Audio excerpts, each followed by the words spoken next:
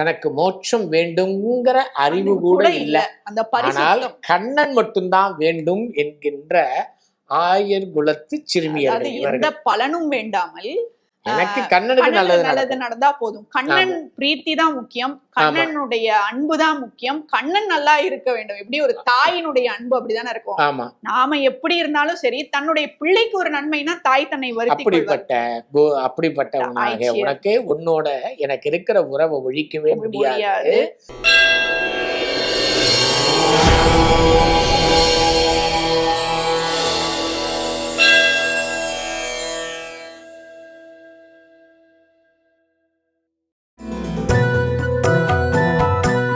பறவைகள் பின் சென்று காணம் சேர்ந்தும்போம் அறிவொன்றும் இல்லாத ஆய்குலத்து உந்தன்னை பிறவி பெருந்துணை புண்ணியம் யாமுடையோம் குறையொன்றும் இல்லாத கோவிந்தா முந்தன்னோடு உறவேல் நமக்கிங்கொழிக்க ஒழியாது அறியாத பிள்ளைகளையும் அன்பினால் உந்தன்னை சிறுபேர் அழைத்தனவும் சீரியருளாதே இறைவாணி தாராய் பறையேலோ ரெம்பாவாய்.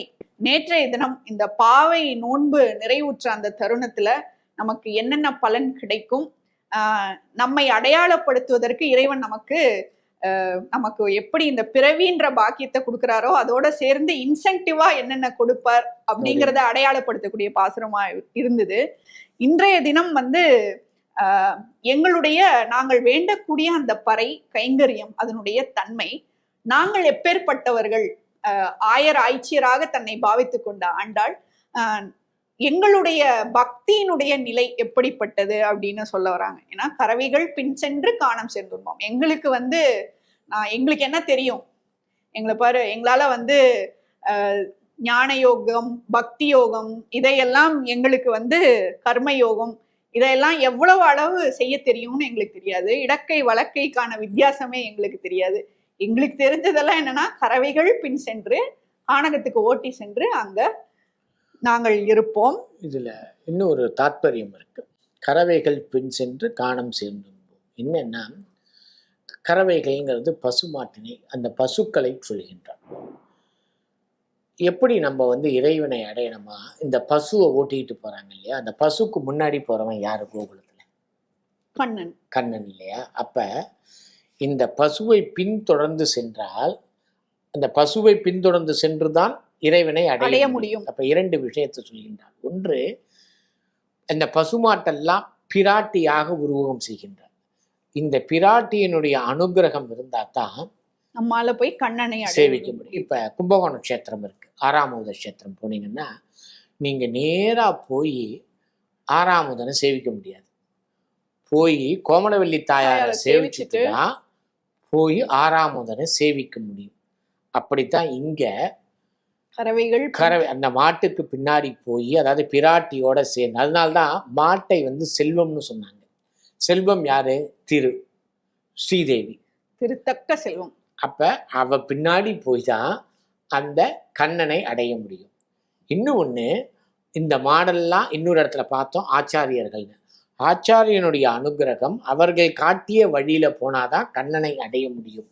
இந்த இரண்டு தத்துவத்தையும் இங்க சொல்லுகின்றால், கறவைகள் பின் சென்று காணம் சேர்ந்தும்போம் அறிவொன்றும் இல்லாத ஆய்குலத்து உந்தன்னை. ஆனால் எங்களுக்கு எப்பேற்பட்ட பேரு கிடைச்சிருக்குன்னு பாத்தீங்கன்னா, பெரிய ஞானிகள், முனிவர்கள், தேவர்கள், இவர்களுக்கெல்லாம் கிடைக்காத ஒரு பெருமை இந்த ஆயர் ஆய்ச்சியருக்கு கிடைச்சிருக்கு. ஏன்னா உன்னை தேடி தேடி அவர்கள் அர்ச்சனை செய்தார்கள், வேதங்களை ஓதினார்கள். ஆனால் எங்களுக்காக நீ இறங்கி எங்களோடு ஒருவனாக நீ வாழ்ந்து இல்லையா, அந்த பேரு வேற யாருக்கு கிடைக்க போகிறது அப்படின்னு சொல்றாங்க. ஏன் அறிவொன்றும் இல்லாத ஆய்ச்சியர்னா, ஒரு கதை இருக்கு. கிருஷ்ணனுக்கு ஒரு வாட்டி பயங்கர தலைவலி வந்துருந்தான்.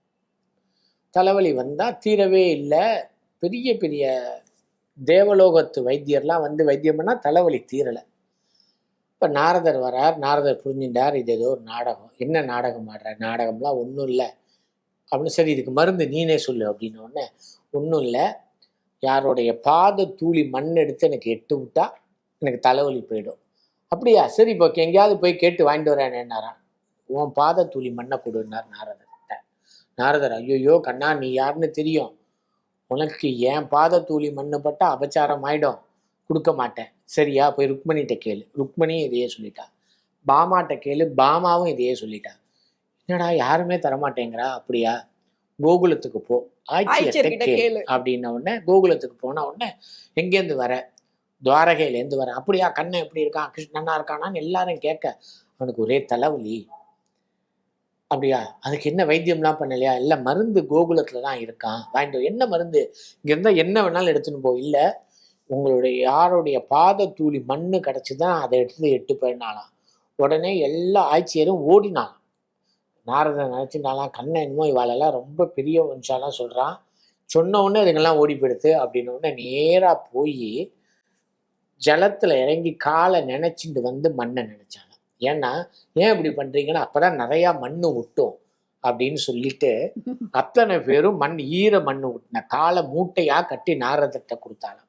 அப்ப நாரதர் கேட்டார், இந்த மண்ணை கண்ணனோட தலையில வச்சா உங்களுக்கு அபச்சாரம் ஆயிடும், நரகம் கிட்டுமே. அடுத்த கேள்வி ஒரு ஆட்சி முன்னாடி வந்து கேட்டாலாம், கண்ணனுக்கு தலைவலி சரியாகுமா? சரியாகும், அப்ப எடுத்துட்டு போய் கூட நாங்க நரகத்துல இருந்துக்கிறோம் அப்படின்னு சொல்லக்கூடிய ஒரு கதை. தனக்கு என்ன நடக்கும், தனக்கு மோட்சம் வேண்டுங்கிற அறிவு கூட இல்லை, ஆனால் கண்ணன் மட்டும்தான் வேண்டும் என்கின்ற ஆயர் குலத்து சிறுமியர்கள். எந்த பலனும் வேண்டாமல் எனக்கு கண்ணனுக்கு நல்லது நடந்தா போதும், கண்ணன் பிரீத்தி தான் முக்கியம், கண்ணனுடைய அன்பு தான் முக்கியம், கண்ணன் நல்லா இருக்க வேண்டும். எப்படி ஒரு தாயினுடைய அன்பு அப்படிதானே இருக்கும். ஆமா, நாம எப்படி இருந்தாலும் சரி, தன்னுடைய பிள்ளைக்கு ஒரு நன்மைனா தாய் தன்னை வருத்தி அப்படிப்பட்ட உனக்கு உன்னோட எனக்கு இருக்கிற உறவை ஒழிக்கவே முடியாது. நாங்க அறியாத பிள்ளைகள், நாங்க ஏதானும் தப்பு பண்ணிருப்போம். என்ன தப்பு பண்ணிருக்காலாம்? சிறுபேர். எது சிறுபேர்? நாராயணன் கோவிந்தான்னு கூப்பிட்ட நாராயணன் தான் உயர்ந்த நாமம். குலந்தரும் செல்வம் தந்திரும் அடியார் படுதுயர் ஆயினவெல்லாம் நிலந்தரம் செய்யும் நீள் விசும்பருளும் அருளோடு பெருநிலம் அளிக்கும் வளர்ந்தரும் மற்றும் தந்திரும் பெற்றதாயினும் ஆயின செய்திடும் நலம் தரும் சொல்லை நான் கண்டுகொண்டேன் நாராயணா என்னும் நாமம்.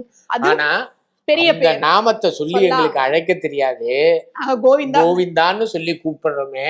அப்படி சொல்லிட்டோன்னு நீ என் பேர்ல கோவப்படாத, நீ இறைவா நீ தாராய் பறையேலோர் சொல்லி எப்படி கூப்பிட்டாலும், ஏன்னா நாங்கள் அறிவொன்றும் இல்லாத ஆய்குலத்து பெண்கள், எங்களுக்கு நாங்க கூப்பிட்டாலே நீ எங்களுக்கு பறையை கொடுக்க வேண்டும். பெரியாழ்வாரோட 800 பாசுரம் தான் அழகா சொல்வார், தமருகந்தது எவ்வண்ணம் அவ்வண்ணம் தானே, தமருகந்தது எப்பேர் அப்பேர் தானேன்ட்டு.